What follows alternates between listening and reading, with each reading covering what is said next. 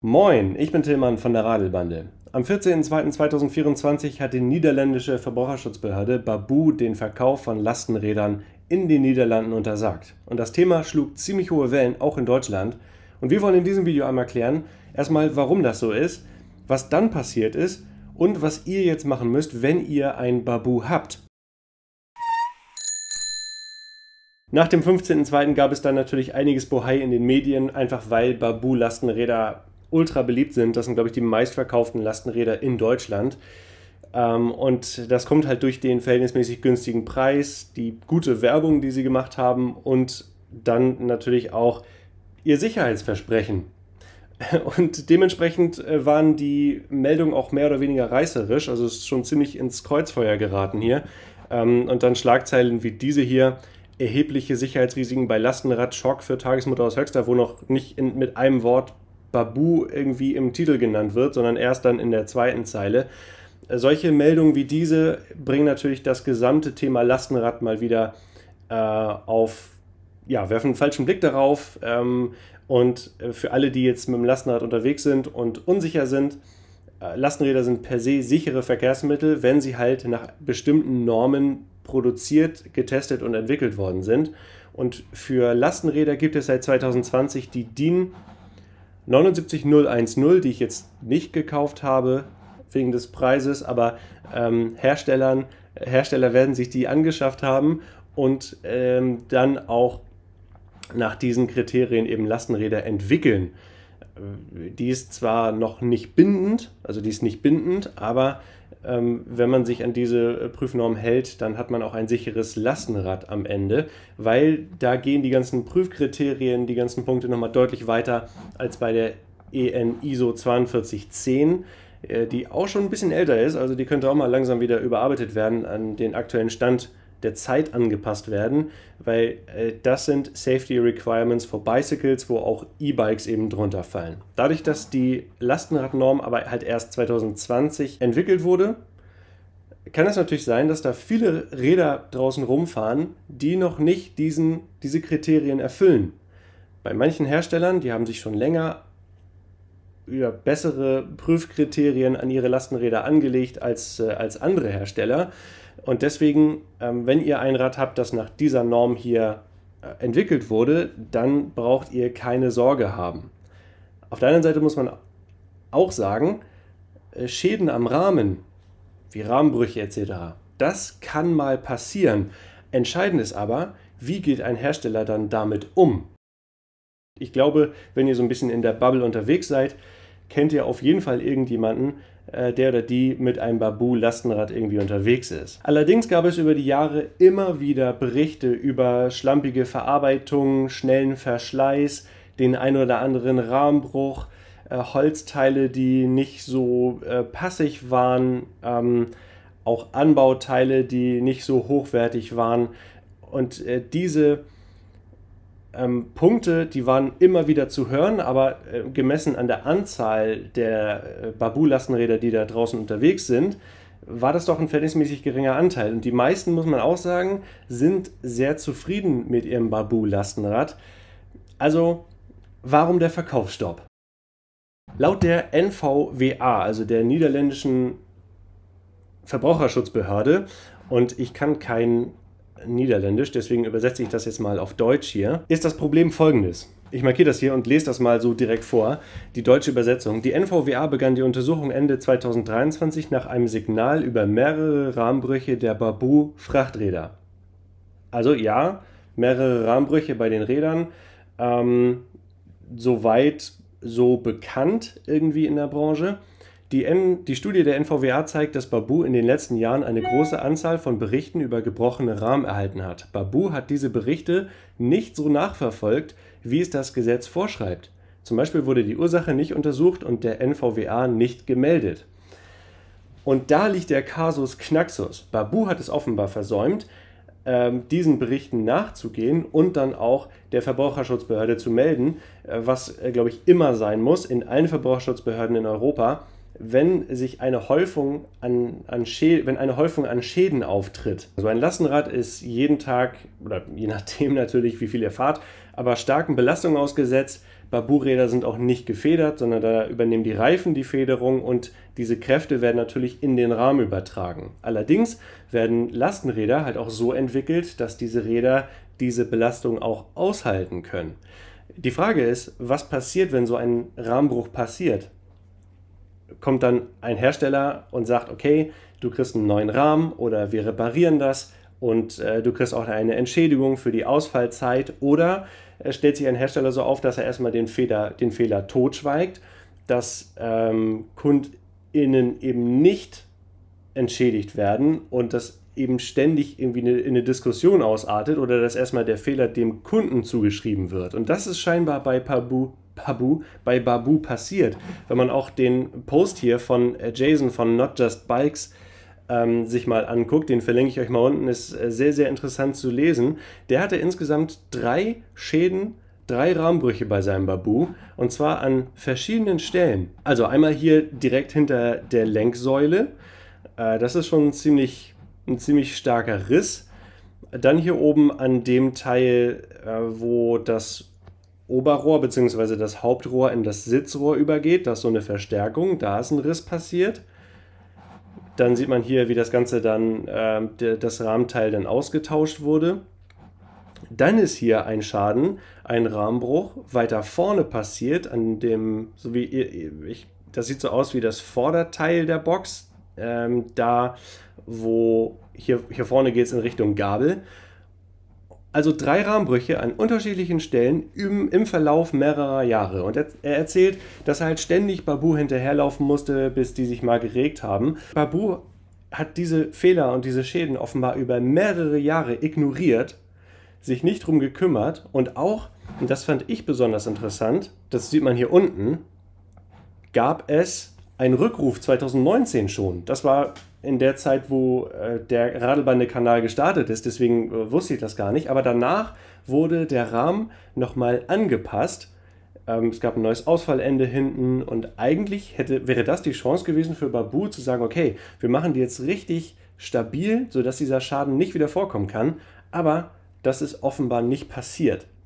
Und das ist der Hauptgrund, warum jetzt die NVWA die Baboo dazu gezwungen hat, im Grunde erstmal den Verkauf einzustellen und dann auch im nächsten Schritt eine große Rückrufaktion zu starten. Rahmenbrüche können mal passieren. Die Frage ist, in welcher Häufung und wie geht ein Hersteller damit um? Und Baboo ist offenbar sehr schlecht mit diesen Problemen umgegangen. Weiter heißt es dann wieder in dem Post von der NVWA, dass die Sicherheit von Lastenrädern nicht ausreichend nachgewiesen wurde. Und das finde ich auch ganz interessant, weil jetzt hätte Baboo ja sagen können, wir wissen nicht, warum diese Schäden auftreten. Guck mal hier, das sind unsere Test- und Prüfprotokolle. Scheinbar könnte das ein Problem mit einigen Margen sein oder ein Problem mit Überbelastung oder was auch immer. Aber das konnte Baboo nicht. Hier heißt es, die Lastenräder können wieder verkauft werden, wenn ausreichend nachgewiesen wurde, dass sie sicher sind, unter anderem durch eine vollständige technische Dokumentation. Und das sind Dinge, die Baboo offenbar nicht nachweisen konnte, weswegen sie jetzt weiterhin einen Verkaufsstopp haben und jetzt auch im nächsten Schritt eben diesen Rückruf starten müssen. Das heißt im Klartext, entweder wurden keine ausreichenden Tests durchgeführt, um die Sicherheit von den Lastenrädern und auf Rahmenbrüche etc. zu testen, oder es wurden Tests durchgeführt, die entweder nicht ausreichend protokolliert wurden oder deren Ergebnisse dem Management einfach nicht gepasst haben. Und alle 3 Fälle sind schlecht und einem Fahrrad- und Lastenradhersteller nicht würdig, gerade im Bereich der Produktsicherheit. Was passiert jetzt? Am 5. März, also knapp 2 Wochen vor diesem Video, hat Baboo eine Rückrufaktion offiziell angekündigt für 4 Modelle und ein rührendes Entschuldigungsvideo, beziehungsweise es war kein richtiges Entschuldigungsvideo, es war ein Video, wo sie sich für die aktuellen Unannehmlichkeiten entschuldigt haben, aber keine Schuld eingestanden haben und auch sich nicht dafür entschuldigt haben, dass sie die Fahrerinnen und Fahrer und auch die Kinder, die da drin sitzen, einem gewissen Sicherheitsrisiko ausgesetzt haben. Also ihr könnt euch das Video hier mal angucken, das ist sehr, sehr kurz. Und das ist halt eine vorgelesene Nachricht, so gefühlt. Auf jeden Fall werden jetzt aktuell, auch noch zum aktuellen Zeitpunkt, 2 Wochen später, diese 4 Modelle hier zurückgerufen. Das City, City E, Mini und Mini E. Und hier ist noch mal eine Information bezüglich der vorübergehenden Einstellung der Verkäufe von Baboo Lastenrädern. Also 4 von 20 Modelle werden zurückgerufen nach aktuellem Stand und es soll auch ein Ersatzlastenrad oder andere Alternativen angeboten werden, sowie eine Entschädigung für die entstandenen Unannehmlichkeiten. Da bin ich mal gespannt. Wie gesagt, einige Menschen in meinem Umfeld fahren ein Baboo, die aber zum größten Teil nicht diesen Modellen hier entsprechen. Die 4, also City, City E, Mini und Mini E. Und da ist die Frage, warum diese 4? Und wenn wir uns mal die Räder von Baboo angucken, dann können wir da schon mal so einen Blick drauf werfen. Das hier ist ein Baboo City ohne Elektromotor, also das reine City. Und hier könnt ihr euch mal hier diese Rahmenform ansehen. Also das ist dieses Rohr, das dann nach hier unten geht. Und dann ist das hier ein Baboo City Mountain. Ich gucke mal, ob ich ein größeres Bild bekomme. Wenn wir uns diese beiden Räder mal nebeneinander angucken, dann ist das hier ein zurückgerufenes und das hier eins, das aktuell noch nicht zurückgerufen wird. Und hier sind schon einige Besonderheiten und einige Details erkennbar. Auf der einen Seite ist hier dieser Rahmen komplett von hier oben über den Bereich hier unten bis hier oben quasi ein Rohr. Und hier ist das ein bisschen anders. Hier ist das Sitzrohr, das dann bis zu dem Lenkdom geht, wenn man so will. Und dann ist hier ein zweites Rohr, das dann bis hier vorne geht. Und diese Motoraufnahme hier hinten von dem Mittelmotor, die verhindert halt, dass der Rahmen genauso aussieht wie bei diesem Fahrrad. So wie ich das jetzt gesehen habe, sind die beschädigten Stellen, zum Beispiel bei Jason von Not Just Bikes, hier an dieser Stelle, beziehungsweise an dieser Stelle und an dieser Stelle. Also alle hier in dem Bereich der Mitte des Fahrrads, die natürlich besonders belastet ist. Hier bei diesem Bike, bei dem Baboo Mountain, kann es durchaus sein, dass die etwas stabiler sind, weil die eben hier nochmal die etwas andere Konstruktion haben. Aber wenn hier ein Rahmenbruch stattfindet, bei diesem Baboo City E, dann kann es hier genauso vorkommen, weil dieser vordere Teil des Rahmens ist bei beiden Rädern genau gleich. Also ich könnte mir gut vorstellen, dass auch die Mountain-Modelle auf Dauer nochmal von diesem Rückruf betroffen sein könnten, beziehungsweise ich hoffe es ein bisschen, weil Baboo, glaube ich, die Sicherheit dieser Räder nicht hundertprozentig absichern kann. Also diese Baboo Mountain Modelle, die wurden ja später auf den Markt gebracht als die City und City E Modelle. Die gibt es schon sehr, sehr lange, die gibt es noch nicht so lange. Aber wenn man sich das Geschäftsgebaren von Baboo und auch von dem Mutterkonzern Accell anguckt, dann ist da wahrscheinlich bei beiden Rädern, bei beiden Konstruktionen schon sehr, sehr aufs Geld geachtet worden, um möglichst wenig Geld in R&D, auch in die Produktion, in gute Materialien etc. zu stecken. Wenn ihr ein Baboo Lastenrad habt und nicht sicher seid, ob es von diesem Rückruf betroffen ist, dann könnt ihr über diese Seite hier, kontrollieredeinrahmen.de, über diese Website könnt ihr eine Prüfung durchführen, ob die Rahmennummer betroffen ist und ob es den Sicherheitsanforderungen entspricht. Allerdings kann Baboo halt momentan für alle Modelle nicht sagen, ob es den Sicherheitsanforderungen entspricht. Deswegen kann es immer mal sein, dass auch in einer Woche, in 2 Wochen, das heißt, dass auch alle Mountain-Modelle oder alle Dreiräder etc. betroffen sind. Deswegen würde ich das entweder regelmäßig checken oder aber, sobald wir mehr wissen, nehmen wir Kontakt auf, die Daten hinterlassen, auch wenn das doof ist. Aber wenn ihr sowieso Baboo-Kunden seid und bei Baboo schon mal was bestellt habt, dann kennen die sowieso eure Daten. Und dann kann sich Baboo mit euch in Verbindung setzen. Also es soll eine Entschädigung geben, es soll eventuell ein Ersatzrad geben oder Geld zurück. Ich glaube, was nachher ihr wählt, oder was Baboo anbietet. Ich bin da nicht in dem Recht also rechtlich nicht so bewandert, was das für Rückrufaktion heißt, aber ihr solltet euch auf jeden Fall mit eurem Händler einmal auseinandersetzen. Und was dann auch dazu kommt, ist, dass es sein kann, wenn ihr für den Kauf eures Baboo-Lastenrads eine Förderung erhalten habt, dass ihr die wieder zurückzahlen müsst. Also auch das im Hinterkopf behalten, eine Entschädigung eventuell auszuhandeln, die hoch genug ist, damit ihr euch eventuell eine Alternative kaufen könnt, weil viele Fördertöpfe gibt es ja zum Beispiel auch gar nicht mehr. Also das ist eine sehr, sehr uncoole Situation für euch, die ihr ein Baboo-Lastenrad momentan fahrt. Und Baboo gibt auch bis auf weiteres die Empfehlung, auch diese Modelle, also alle anderen Baboo-Modelle, nicht zu fahren. Und das wirft natürlich den Alltag von vielen Leuten ganz schön durcheinander, weil es eventuell das einzige Familienfahrzeug ist, das einzige Gefährt ist, mit dem die Kinder durch die Gegend gefahren werden können. Ja, wie das dann mit einer etwaigen Entschädigung aussieht, wenn man irgendwie einen Mietwagen sich holen muss oder so oder ein anderes Lastenrad leihen muss oder kaufen muss, steht nochmal auf einem anderen Blatt. Auch da würde ich mich an eurer Stelle mit eurem Händler auseinandersetzen, dass die in die Kommunikation nochmal mit Baboo gehen.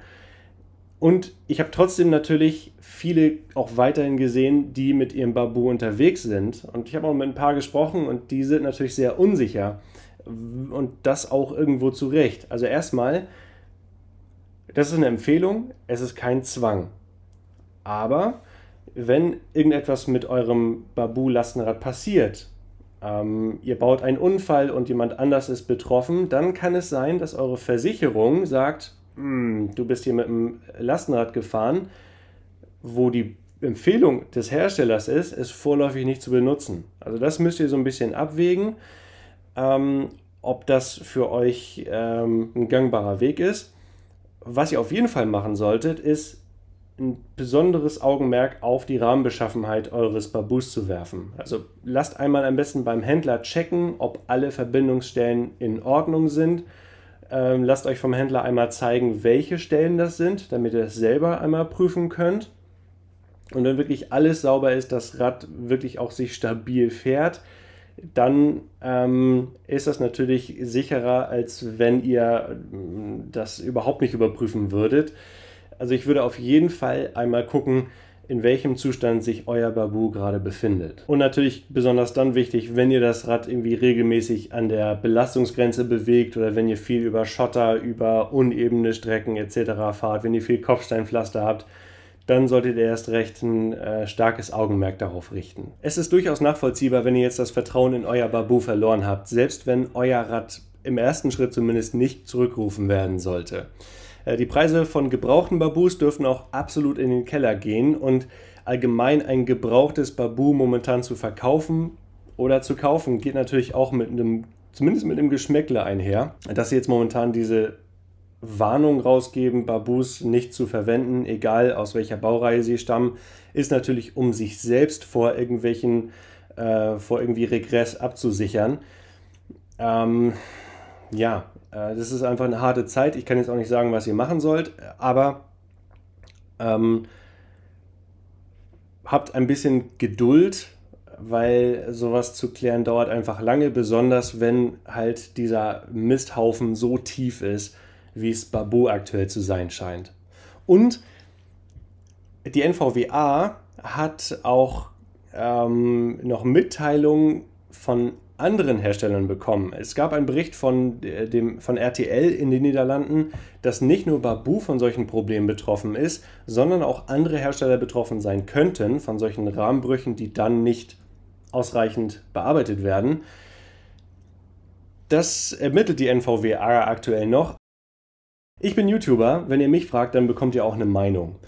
So wie Baboo mit diesen Reklamationen umgegangen ist, haben sie der ganzen Branche einen Bärendienst erwiesen. Denn nicht nur war das ganze Thema wieder in den Medien und Lastenräder an sich wurden diskreditiert, sondern natürlich sind auch alle, die jetzt mit dem Lastenrad fahren, oder viele, die mit dem Lastenrad fahren, natürlich verunsichert. Und zwar nicht nur Baboo-Fahrerinnen und Fahrer. Wenn es einem so großen Hersteller wie Baboo scheinbar egal ist, wenn die Räder keine gute Qualität haben, Wie ist es dann bei Herstellern, die vielleicht deutlich kleiner sind, die nicht so eine große Maschinerie, nicht so ein Riesenunternehmen im Hintergrund haben? Und da scheint offenbar eine Unternehmenskultur zu herrschen, die auf Profit ausgelegt ist und nicht darauf, gute Produkte an zufriedene Kunden zu bringen. Und das ist wirklich, wirklich schlecht. Es gibt in jeder Branche so schwarze Schafe, aber dass es ausgerechnet dann das Unternehmen ist, das die meisten Produkte verkauft, das ist schon echt außergewöhnlich. Und da muss ich auch mal so ein bisschen